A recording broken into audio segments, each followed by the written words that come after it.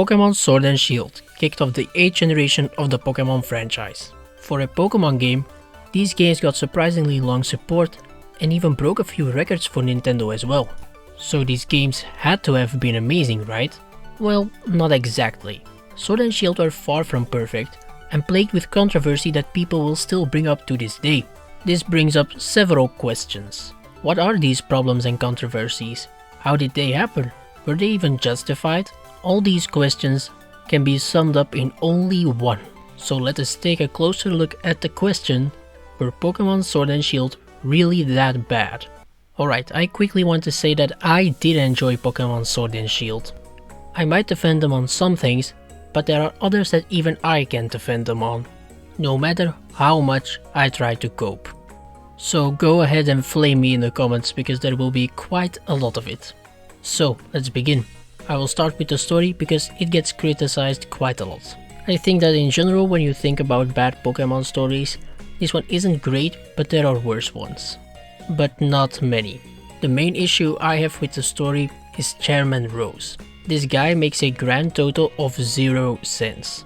He tries to fix an issue that will only happen in like 1,000 years in the future by almost destroying the entire region. And when he asks Leon to come and help, he doesn't want him to anymore after a few gyms. Because we don't have 2 days to fix an issue that will happen in 1,000 fucking years. What a fucking idiot. Another thing is Team Yell. They're more comedic relief than an actual evil team, which can work, they did make me laugh occasionally, but it does mean that they're completely unnecessary to the story, they're just kind of there. The city of Spikemuth also has so much missed potential. I remember being pretty disappointed to find out it's just a hallway and a gym battle and nothing else. This is another issue with the game. Some cities look very good, but there's just nothing to do in them. Another one is Balonlea. The town is beautiful with its glowing mushrooms and such, but there's only a gym and a few HMs and like an Everstone, I think, and that's very disappointing as well. The one I had the most issue with, however, was Hammerlock. The city is very visible from the wild area.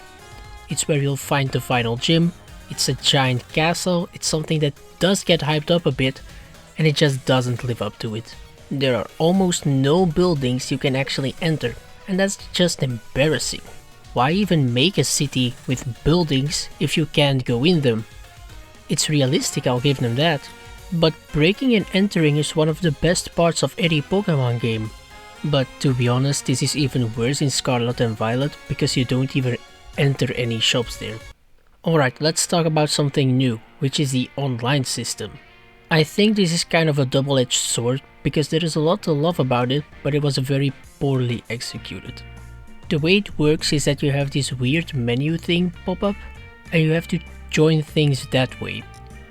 A couple of things are bad about this, most notably the way you have to manually refresh everything if you want to see new things pop up, and the fact that things that are old and expired still show up and stay there for a long time, even when they're long expired. Which means that you'll try to join something that you can't anymore, and that just wastes a lot of time. That's something that I've been very frustrated with many times. And it doesn't even have to exist because the system was already better back in X and Y. And the thing is, a lot of online features are actually fun. You have the max raid battles, which are pretty fun, and the online ladder. I think it was my favorite competitive meta, because the meta before it restricted Pokemon just had the weirdest goofy teams performing well, and that was awesome. It's so unfortunate that the pandemic fucked up some things, because this would have been so cool in tournaments. You obviously still had the classic features like trading. Wonder trades were something I did a lot. But I have to mention that this was where hacked Pokemon trades by websites really started, and it only got worse in Scarlet and Violet. Just watch one video where they do wonder trades and half of them are hacked using websites. But at least you get some free Master Balls. Something that I strongly dislike about the online stuff is the timer. It should be way shorter because there are so many people that stay AFK or intentionally wait to troll you. And the amount of times I've almost screamed or have screamed at the screen because of this is pretty embarrassing actually. Oh yeah, and the NPC trainers are fucking stupid. There is one more thing that I haven't mentioned from the online features, and that's because this was added in DLC, which is what we'll talk about next. I have to give them a lot of credit here actually, because the DLC was actually kind of decent. The Isle of Armor had a lot of cool areas, and I love the vibes there. But even better is the Crown Tundra DLC, which is easily the best Pokemon DLC so far. Not that it has that much competition though. I haven't even been able to finish the Scarlet and Violet second DLC because of motion sickness I got. I've never even had motion sickness before. Anyways, the DLC is fun, cool new Pokemon, decent but weird story, and one of my favorite features of all time, so let's talk about that online feature now. Dynamax Adventures. Apart from teammates being completely incompetent, I love this so much. You have to choose a path, and will have to battle 4 Dynamax or Gigantamax Pokemon. The last one is a legendary Pokemon, so you'll need to think hard about what path to take in order to make it to the legendary and defeat it, because you only have 4 lives. It's not only a fun challenge, it's a really good way to shiny hunt. Every individual Pokemon has a 1 in 100 chance of being shiny. You can keep 1 Pokemon of the maximum of 4 defeated. If you've defeated all Pokemon on your path, you'll have a grand total of 1 in 25 to find a shiny, and 1 in 100 is for the legendary. If you have the shiny charm, that is. I've gotten 3 shiny legendaries already, a Palkia, a Heatran and a Giratina. Now let's look at some Sword and Shield controversies. Number 1 is very well known, Dexit. When it was leaked that not every single Pokemon would be in Sword and Shield's Pokédex, only 400 of them, and more with potential DLC, people were livid. Many started boycotting the game, which clearly didn't quite work out, but I remember this being absolutely everywhere at the time. It is kind of pathetic to do something like Dexit, but at the same time when you keep saying things like gotta catch 'em all or win with your favorites, I can see why they weren't too pleased with this. Now the second one is a little over-exaggerated, but it still gets brought up today, so I feel like I have to mention it. It's the dreaded tree. This tree was used in Pokemon Sword and Shield's wild area and immediately blew up because of how horrendous it looks. And it really does look horrendous. Still, there are 2 reasons why I think this is over-exaggerated. Firstly, these aren't the only trees in the game, for example the berry trees look a lot better.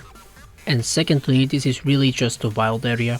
For some weird twisted reason they made the wild area, their main marketing point by the way, look by far the worst. There is almost nothing in it, which is why the DLC was such an improvement over the main game. Outside the wild area, things look infinitely better, not saying it's perfect, but at least there is some color and interesting areas and towns, and the trees don't look like they're straight out of Banjo and Kazooie. But considering the resources and time Game Freak had, this is unacceptable. And the community made mods that improved on these things in a few minutes. This is pretty embarrassing for Nintendo as a whole. But even the biggest Pokemon Sword and Shield haters can't deny that some things are actually really cool. So here is a kind of rapid fire list. The music is as awesome as it has always been in Pokemon. This OST is easily one of my favorites, together with the Hoenn games, Sinnoh games and Unova games. Like I said, the DLC is pretty good, so I won't need to say much more about that. Shiny hunting is really fun in this game. It's a good balance between difficult and easy hunts. Especially because this is the game where marks were added, and you have the square shinies now, so it's good stuff. We have to appreciate the first steps into more open world territory. I think they learned a lot from the wild area and where it lacks and built on it in future games, but they still haven't learned everything it seems. Like I said in the beginning, I have an almost lethal dose of copium, mostly because of nostalgia. Which feels weird to say, but I just turned 18, so Sword and Shield brought me many good memories of my childhood. I suppose you could call it a guilty pleasure game of mine, even though I know I shouldn't like it as much as I do. I just keep coming back to it. Oh yeah, one more thing I forgot to mention about the online things. It lags like crazy. Now with all that said, that leaves just one question, right? Do you Think Pokémon SWORD and SHIELD deserve the hate and controversies it got, or should we focus more on issues other games had, like Scarlet and Violet or the absolute abomination that BDSP was? You may always leave a comment with your opinion. I always appreciate anyone checking out my content for any reason. But with that, I bid thee farewell.